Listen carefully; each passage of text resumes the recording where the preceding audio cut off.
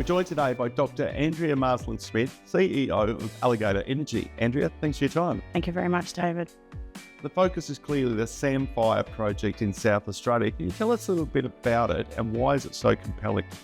Okay, so Samphire is located in South Australia, a Tier 1 jurisdiction for uranium exploration and mining. Big point there. So we're also located 20 kilometres south of Whyalla, which is a regional town. So it's not a FIFO operation. So we have some real advantages in terms of getting this project developed, having a lower OPEX cost, not having those FIFO overheads in a remote locality for reagent deliveries and then like that support an operation like that. It's in situ recovery as well. So again, a lower OPEX and lower capital costs to get a project up and running. And you know, the asset is an asset there that's got 18 million pounds already defined, enough for a 12-year mine life at 1.2 million pounds per year, and that is equivalent to many other ISR projects worldwide as a startup. Importantly, construction on time, on budget. Investors love that. FRT results soon. What does that milestone unlock for the company? Yeah, so we've been working on the permitting of this field recovery trial for 3 years. As soon as I started with the company, we got onto the business of getting that permitting underway. We completed that in August last year and got constructing straight away. We had constructed the plant off-site, so we started pulling it together on-site, and now yesterday we just pushed the button to start it up in terms of its preliminary wellfield conditioning. So it's such a significant step for the company in terms of the news flow coming forward and de-risking the project. So we're all risk averse. This is one of the key catalysts for de-risking this project and getting us underway into mining lease applications, BFS, financing and production. You have updated your scoping study at US $75 a pound, a return of 3 years. Do these numbers stack up, and are you really confident that these will translate into your definitive studies?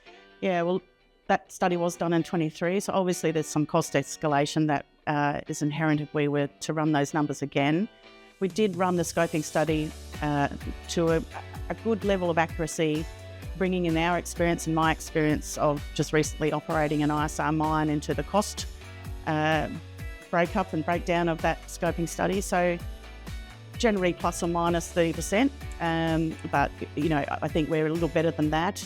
Long-term price is now 90, so the economics is even better at today's long-term prices if we were to rerun the numbers again. So into the BFS, I think, you know, if you think of cost escalation, I don't think we're going to see a capital cost much more than 200 million, if not on the lower side of that. And I think the economics will still be quite good. Yep. You're targeting production in 2030, 31. What are the steps to get there? Yeah, so we have to obviously do a mining lease application. Uranium mines trigger federal government approval also, and we've just kicked off those approvals 2 weeks ago. So look, we're well underway. We've done a retention lease application to do the field recovery trial. So that approval took 3 years. We're well on the way, having some headway, working through and with government on the certain issues that we know are going to be in a mining lease application. But we see it pretty much smooth sailing in terms of the approvals. So that's really the key thing. That is the critical path to production.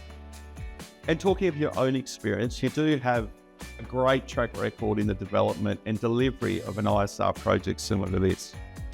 Yeah, so I've got 20 years of operational experience in ISR, working for Heathgate Resources, working at their Beverley and 4 Mile operations. I discovered 4 Mile and brought that through to production, did the permitting of that as well. So I've got a good understanding of the whole process.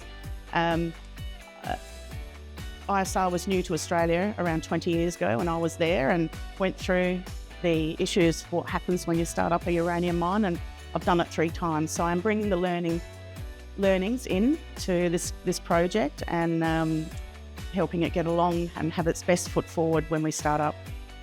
Now, we are talking about project development of a known resource, but there is significant exploration upside across this portfolio as well. Yeah, so the uranium currently known is contributes to about 30% of the drilling in the entire prospective area. So we've got 70 kilometres of paleo channels that host this uranium. And so only 30% of that has really been tested by a drill hole. And most of those drill holes, or circa 800 odd holes over the years, have been put into Blackbush. So we've got a significant exploration upside in terms of expansion of the Blackbush deposit, particularly towards the south, the north. And then we've got a Plumbush prospect 5 kilometres to the south. That needs to be infill drilled and a JORC compliant resource brought forward.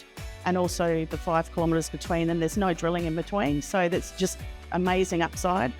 And not to mention then the wider paleo channel system outside those two areas, yet unexplored. And they have some mine grade intersections of uranium in and around those channels. So we think there's probably, on top of the 18 million pounds currently JORC compliant at Blackbush, there's probably in a range of another 15 to 75 million pounds to be found in that region.